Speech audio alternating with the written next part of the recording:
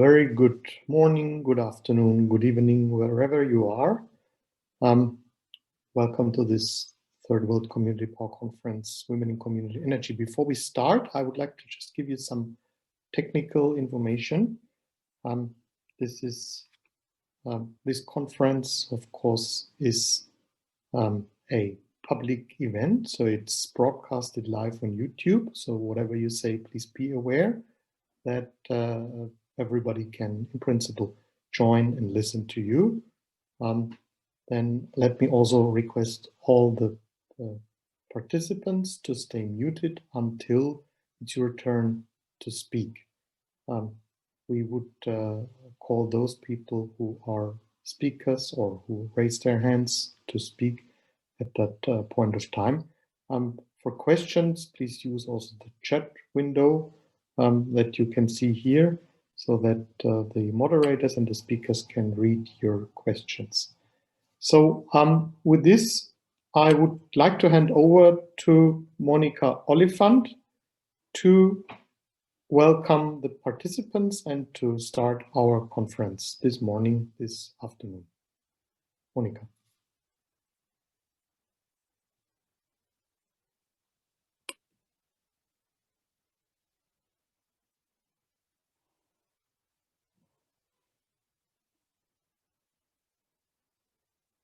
Monica, are you with us? Sorry, I couldn't unmute myself. And I was expecting to come on a bit later. Sorry. Good. Well, it is certainly a privilege and great honor for me and ISES to welcome you to the Third World Wind Energy Association Community Power Conference, Women in Community Energy. I'm just moving something. Yeah. The World Wind Energy Association has played a key part over many years in highlighting the important role of community power in the energy transition, both in developed and developing countries. They have drawn attention in several research reports to the unfortunate trend of declining community projects in Europe, as feed-in tariffs are replaced by auctions, disadvantaging small community producers that cannot compete with the large commercial ones.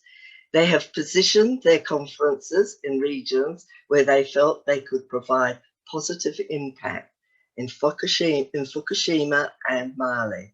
And WWEA is also the lead chair in the IRENA Coalition for Action Group on Community Power. To add to this, they have now turned their minds to the vexed problem of why there are so few women globally in lead positions in community energy, even though it can be demonstrated that there is no lack of interest or ability. A key research project has just started on identifying the role of women in community power, with a focus on Germany, but which includes Japan and Australia as well. Before carrying on with this line of thought, I'd just like to mention that I started my career in renewable energy 40 years ago in wind and finished up more recently in solar.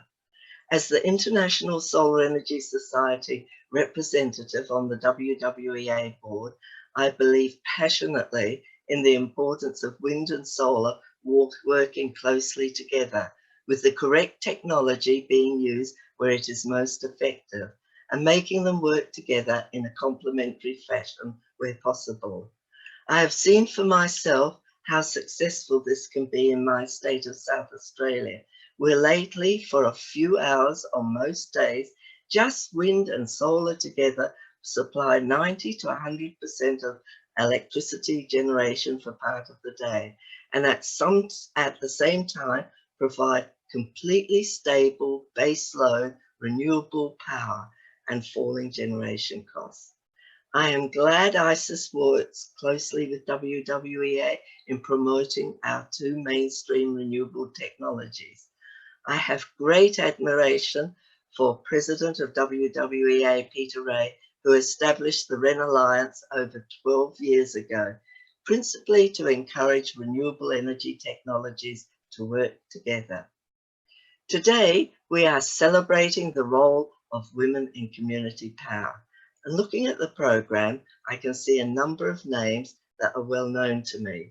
They are of exceptional women from all over the world, well respected in their various specialities in renewable energy. The energy sector employs millions worldwide, and though numbers vary, women represent only a small percent. Some say 6% of all technical positions, with less than 1% in top management.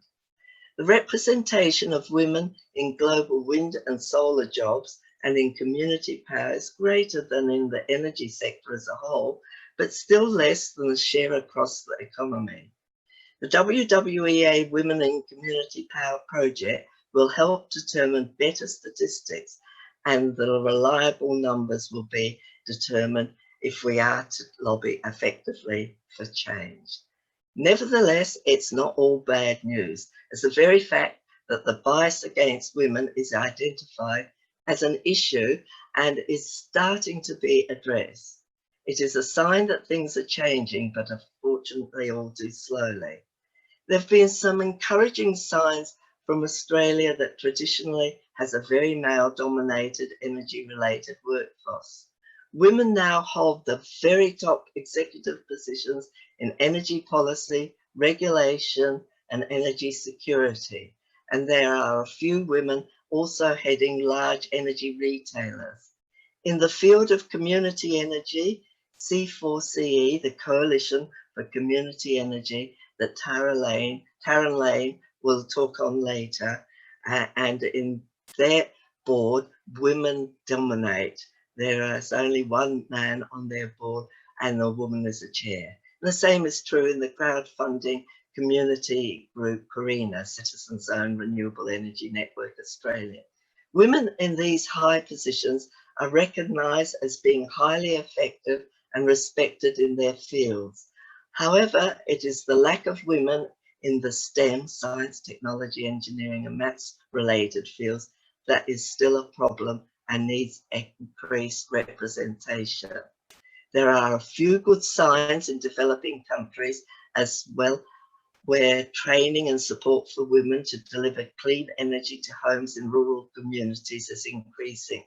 Anecdotally, women are often thought of as being more reliable and easier to train than men in the maintenance of home renewable energy systems. They are frequently the community motivators as well, if given the opportunity, but are not often given the chance to gain skills for installation jobs. So there are still very many more obstacles to overcome. And in some countries, just providing basic education and empowering women is needed to be addressed. More broadly, we must ensure access to STEM subjects, principles of sustainability and trade skills training for both boys and girls over all aspects of education. I can't wait to hear all the fantastic speakers from around the world talk about their experiences in community power and hear about their recommendations, policy directions, priority areas to work on, and the important role women can and do play in community power for the benefits of all. Welcome to everyone speaking and those listening online, who I hope will actively participate in any Q&A opportunities. If you're able to, Stefan, I did provide a slide to end up with that I would like to present, and that would be great. This is just to promote conference that the International Solar Energy Society is going to have on the 3rd and 4th of December 2020, and it is the Century of Solar. It is an event that celebrates 50 years of ISES conferences and looks into the future to predict what the next 50 years may bring. It's a free virtual conference on the 3rd and 4th of December, and it will include a launch of our virtual museum on solar technologies, events and people, and a booklet on solar research for pioneers and industries. Thank you. and I look forward to this conference, Women in Community Energy. Thanks so much, Monica, for a very inspiring speech. I request now the host of the second World Community Power Conference, Ibrahim Togola, if you're there. I've seen that Mali Volkesende is there. Johanna, you're also here.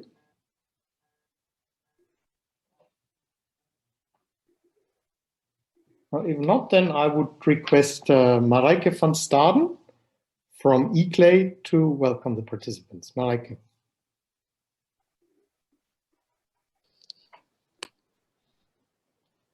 There we go. Good day, ladies and gentlemen. Good morning, good afternoon, good evening.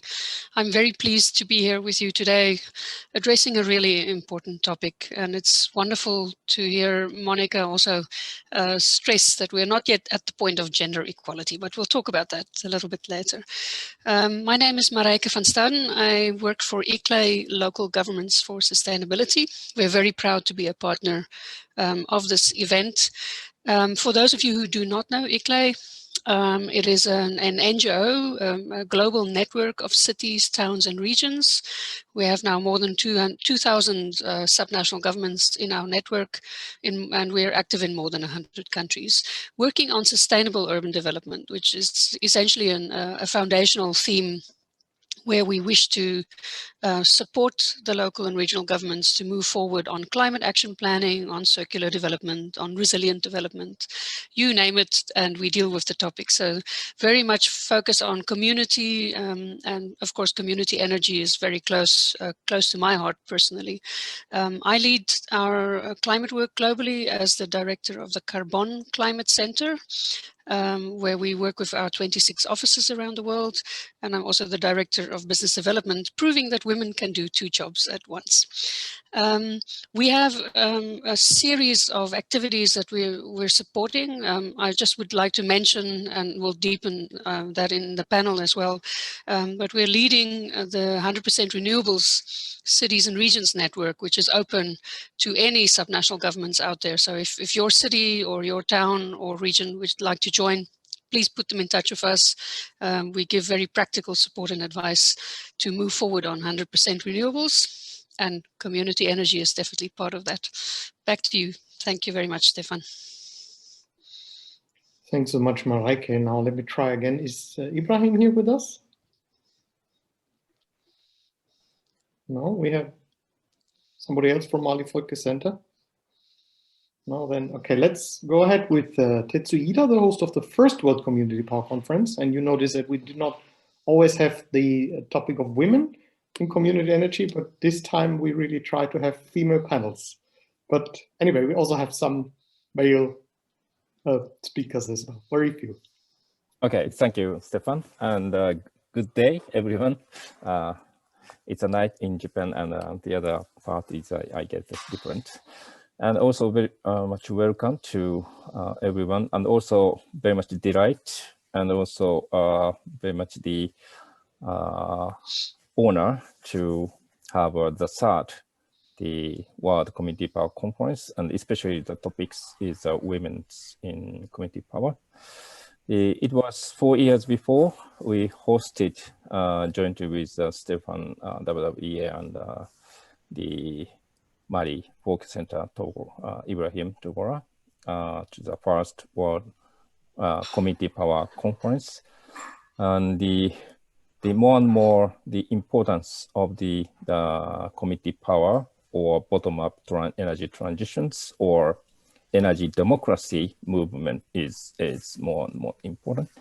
And so especially in the the rise of a democracy, we need more gender and more diversity of the participation of this energy transition. So this event is another very historical importance, I guess. So I will show one pictures. May I? The 4 years before one. Okay, in the meantime, So I'm a representative of our Institute for Sustainable Energy Policies based in Tokyo, Japan, and also Japan Community Power Network. And we are luckily this year we had a new. So this is a kind of memory of the first one. So for board members, 10 board members, just a half, 5 members are women and the other half are men, just equal numbers. And we also elected 2 co-chair persons of the Community Power, Japan Community Power Associations, and the 1 women's later sessions she will come up with, and also there is a man. So very much the luckily we have just very gender equality, the governance right now. So I'm very much looking forward to the discussions, and so all the 5 board members will come up with later sessions. So see you later again. Thank you, Stefan. Thank you, Tetsu. And with this, I would like to invite our colleague from IRENA, Kelly Tai, who is coordinating the Coalition for Action, in particular the Community Energy Working Group. Ibrahim, yes, let's take Kelly and then we take you for the final welcome. Kelly? Okay, sure. Good day, everyone.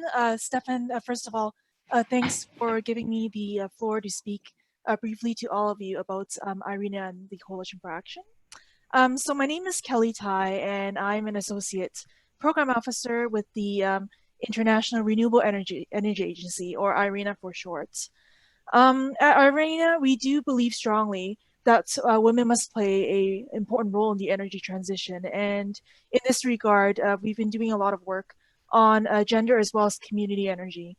So with regards to gender, last year we launched a Women in Wind initiative, as well as a report on women across the wind energy value chain. And that report was launched in January 2020. We are also planning similar efforts in solar energy for next year. On the community energy side, IRENA has looked at the opportunities associated with community participation and ownership of renewables through the IRENA Coalition for Action. So I'll just give a few words about the Coalition for Action. For those of you who aren't aware, the Coalition for Action is a multi-stakeholder platform that was founded by IRENA in 2014 to connect non-governmental actors with our main constituents, who are, of course, our member states. So now we have over 100 members in this coalition, including representatives from the private sector, civil society, and research and academia. So and our members participate in IRENA activities, and they also produce their own outputs, such as white papers and communications campaigns. So we've had a working group focused on community energy now for the past few years. And this year, the Community Energy Working Group has been focusing its efforts on 2 areas. Firstly, we're right now developing case studies on different community energy projects around the world. And through these case studies, we're hoping to explore important dimensions of community energy, such as the role of women. And we expect to be continuing this work next year.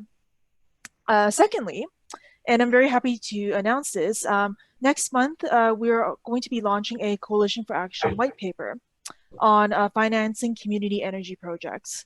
And I won't say too much about the paper here, but it builds off several case studies to look at basically how policies can be designed to foster community energy and how community energy projects are presently financed.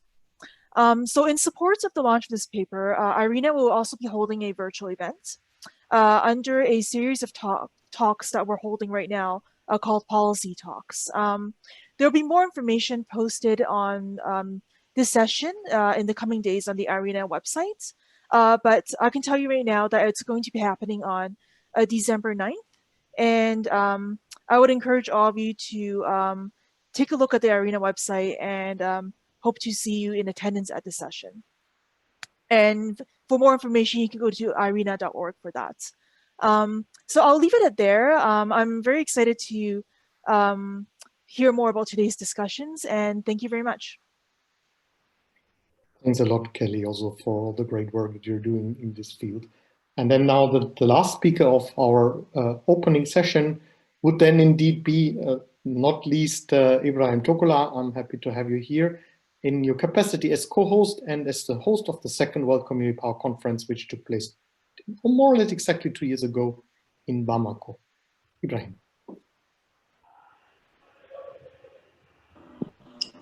Okay. Good morning, Stefan and your colleagues. So it is really a great honor and to be with you, and then to really congratulate Stefan and World Wind Energy Association and Japanese Institute for Sustainable Energy Policy, Tetsu and his colleagues. It was a great honor for us to really have the conference 2 years ago exactly. And the world changed since with the COVID. And then we are now facing the new situations. And thanks to the human capacity and the technology, we can host this interesting and important event. And I think which is dedicated to women this year, especially when it comes to Africa. Women are playing a really key role on energy access. So we are really, as a Mali Folk Center and as African organizations, very honored and very privileged to be part of this and work with World Wind Energy Associations in Germany, and which is one of the biggest advocates and great organization lobbying for renewable energy, not only wind, and also the ISEP in Japan, which we've been working together very well and promoting renewable energy also now in Africa, especially agrivoltaics. And I believe that this is going to be a really great event. Thank you, Stefan. Thank you to your colleagues. And on behalf of all Mali Folk Center, we join this and we thank everybody. So thank you for giving us this opportunity to host you here 2 years ago and to be co-host of this great event. Thank you very much. Thanks so much, Ibrahim.